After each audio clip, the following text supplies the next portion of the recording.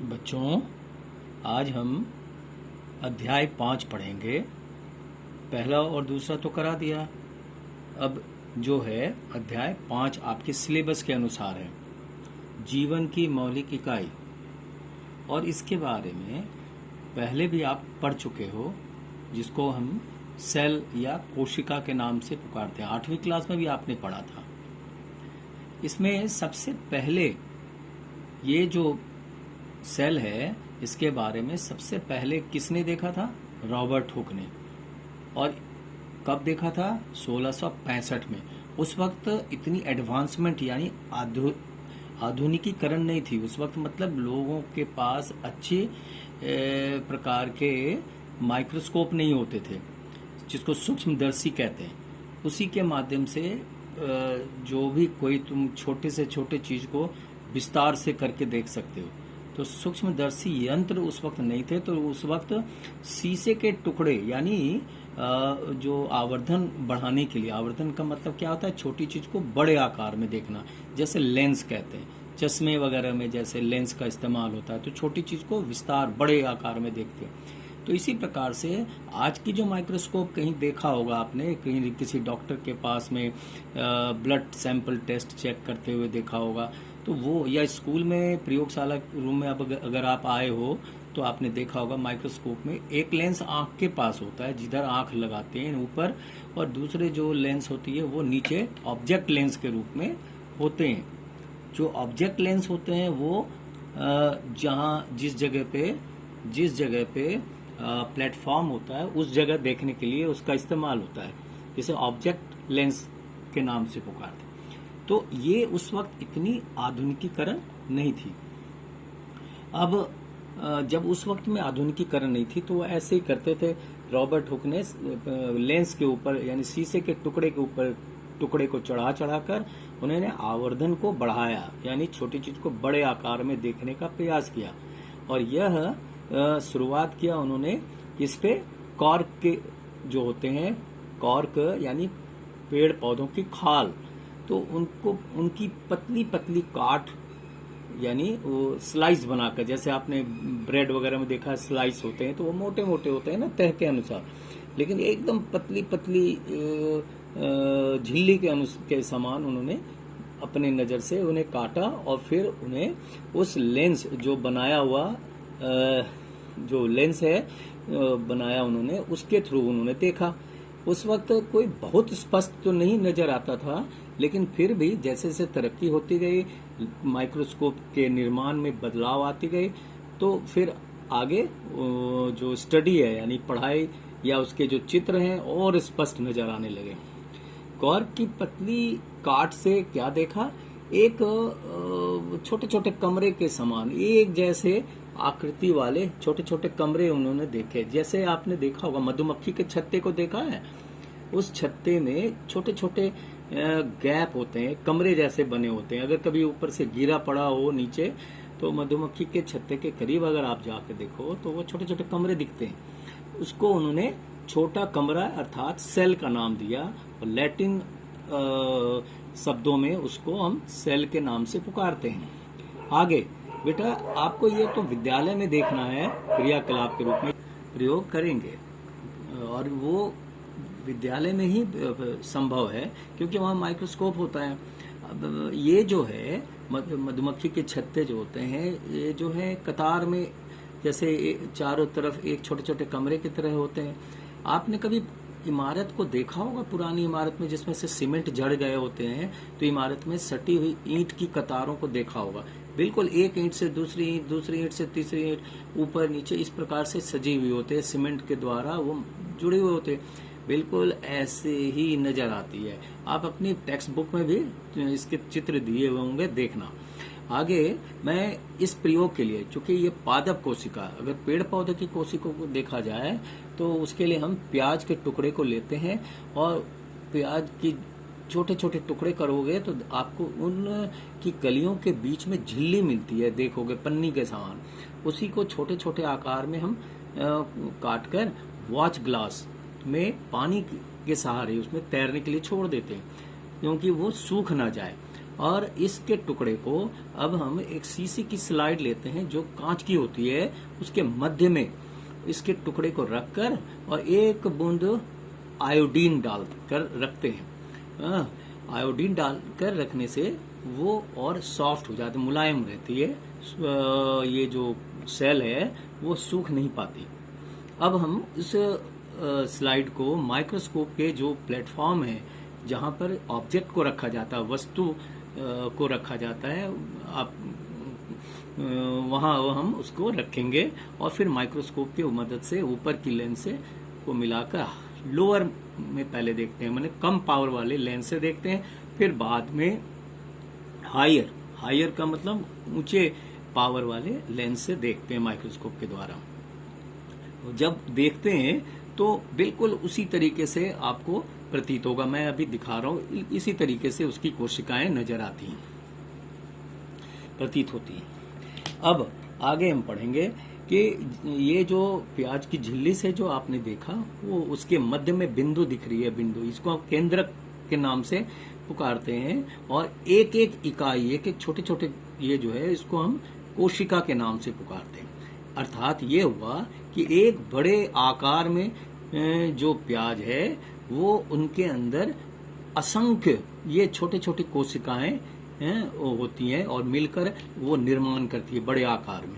जैसे कि हम ये समझें कि एक विद्यालय जो इतनी बड़ी आकार में है या कोई भवन, तो उसमें ईंटों का एक प्रकार से एक एक ईंट को जब कारीगर जोड़ता है और तब जाकर भवन का निर्माण होता है, ऐसे हमारा शरीर भी है। हम अगर ऐसे समझें कि हमारा शरीर जो है वो भी इसी प्रकार की छोटी छोटी कोशिकाओं के समूह से लगातार करोड़ों यानी 10 to the power 14 के खरब के आकर मिलियन बिलियन काउंटिंग में अगर हम देखें तब जाकर हमारे ये शरीर का निर्माण हुआ है। यानी एक एक इकाई को क्या कहते हैं? कोशिका कहते हैं। अब थोड़े से मैं इतिहास के रूप में बताऊं कि जब फिर वर्धक लेंस, जो आवर्धक लेंस है जिसको मैग्नीफाइंग लेंस कहते हैं, मैग्नीफाइंग पावर लेंस, तो जब उसकी खोज हो गई तब कब हुई थी वो? करीब करीब 1674 में। और उस किसने देखा? वैज्ञानिक ने पहले मार्क किया, लीवेनहुक ने।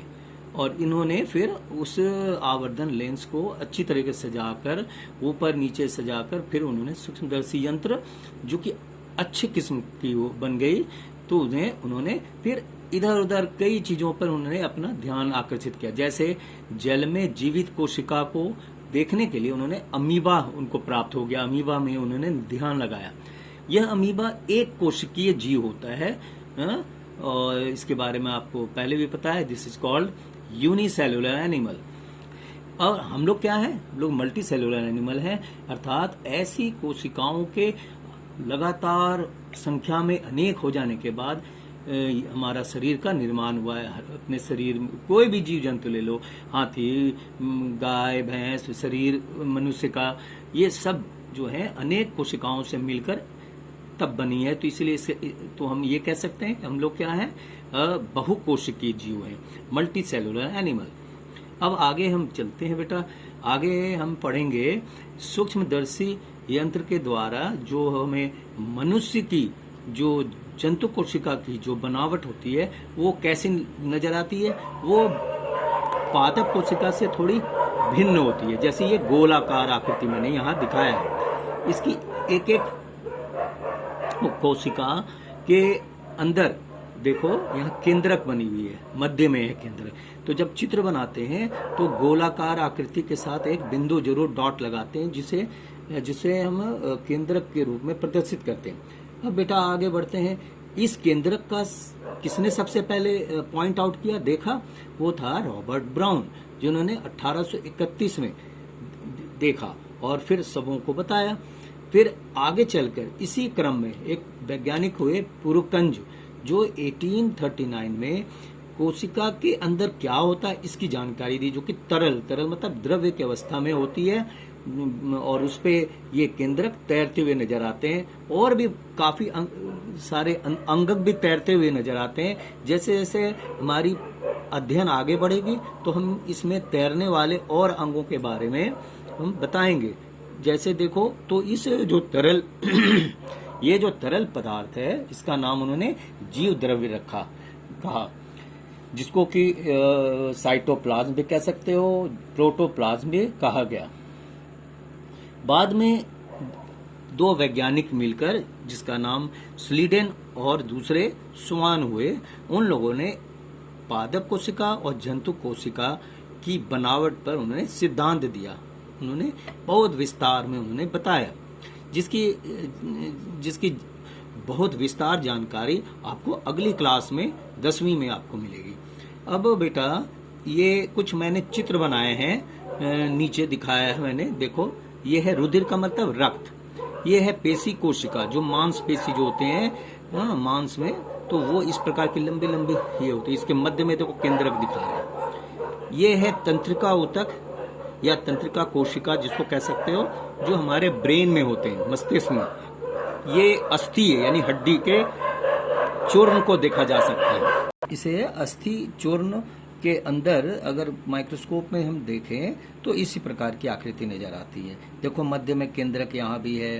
अब है शुक्राणु, ये शुक्राणु, अंडाणु, इस प्रकार से यह बहुत ही सूक्ष्म जो चीज है उसे हमने विस्तार रूप से हम माइक्रोस्कोप के थ्रू द्वारा हम देख सकते हैं, माइक्रोस्कोप से देख सकते हैं। इनकी आकृति थोड़ी भिन्न नजर आ रही है, देख ही रहे हो यहाँ पे है? तो ये जंतु कोशिका के अलग अलग प्रकार हैं। पेपर में पूछा जाता है सबसे लंबी कोशिका का नाम बताओ, यह है तंत्रिका कोशिका, जो हमारे मस्तिष्क के अंदर, ब्रेन जिसको कहते हो, इसका निर्माण इसी कोशिका से हुआ है। ऐसी कोशिकाओं का समूह होता है। रक्त के बूंद बूंद हैं तो वो ये रुधिर है। ऐसे जब अगर तुम माइक्रोस्कोप से ब्लड में देखते हो, रक्त को देखते हो, तो ये ऐसी नजर आती है। इसी तरह का पेशी होता है, जो मांस खाने वाले होते हैं उनके रेसे से वो परिचित हैं, तो वो पेशी, वो एक एक रेसे रेसे नजर आ रहे हैं। तो ये इस प्रकार से हम ये जानने की कोशिश करते हैं कि हमारा जो शरीर है वो इस प्रकार के सूक्ष्म कोशिकाओं के समूह से बना है। कोशिका से ऊतक बनी है, ऊतक से फिर उनका समूह, इस प्रकार से अंग बनती है, और इस प्रकार से अंगों के विस्तार से सिस्टम यानी तंत्र बना है, और इस प्रकार एक शरीर की बनावट हुई है। तो ये क्रम से इस प्रकार से बनी हुई है हमारी रचना है। ऐसे पेड़ों पौधों में भी है। अभी अभी आपको जैसे बताया, देखने के लिए स्कूल में जैसे प्रयोग में हम प्याज हम पौधों के लिए इस्तेमाल करते हैं, और मनुष्य की कोशिका को अगर देखना होता है तो मुंह के अंदर गाल में चम्मच से, जो आइसक्रीम के चम्मच होते हैं, उससे खरोच कर और फिर उसे हम स्लाइड के द्वारा स्लाइड पे चढ़ाकर और फिर हम माइक्रोस्कोप से देखते हैं। अब आगे जंतु और पादप कोशिका का नामांकित चित्र मैंने बनाया है, और चित्र इस प्रकार से जो दोनों में अंतर स्पष्ट दिखता है। इसमें देखो ऊपर जो मैंने इधर दिखाया है ये है जंतु कोशिका, और जंतु कोशिका जो कि राउंड आकार में है, ओवल आकार यानी गोलाकार आकृति लगभग है। और पादप कोशिका को देखना चाहें तो ये स्क्वायर फॉर्म में या आयताकार स्थिति में ये दिखती है, नजर आती है। जब आप माइक्रोस्कोप से देखोगे तो हाई पावर में जब ये दिखती है, या इलेक्ट्रॉन माइक्रोस्कोप भी अब इन दिनों आ गए हैं। इलेक्ट्रॉन यानी बहुत ही सूक्ष्म से सूक्ष्म बारीक चीज को देखने के लिए, पढ़ाई के लिए, स्टडी के लिए।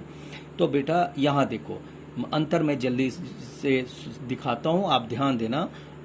ये है एक कोशिका के अंदर ये है केंद्रक जो है वो मध्य में है, जबकि यहाँ पादप केंद्रक में क्या है, देखो यहाँ केंद्रक किनारे है। क्यों? इसका क्या कारण है? क्योंकि पादप केंद्रक में, पादप कोशिका में ये जो रिक्तिका है, रसधानी, बहुत बड़े आकार में होते हैं, और एक होते हैं, और बड़े आकार में होने के कारण यह किनारे पड़े हुए हैं। केंद्रक जो है वह किनारे रहता है। इसके अंदर बहुत सारे ऑर्गन मैंने दिखाया है, अंगिका जैसे अंगक हैं। ये केंद्रक के अंदर केंद्रिका है। केंद्रिका जो है उसके साथ साथ ये लच्छेदार लाइनिंग दिखा रहा हूं मैं, ये है क्रोमोसोम, गुणसूत्र।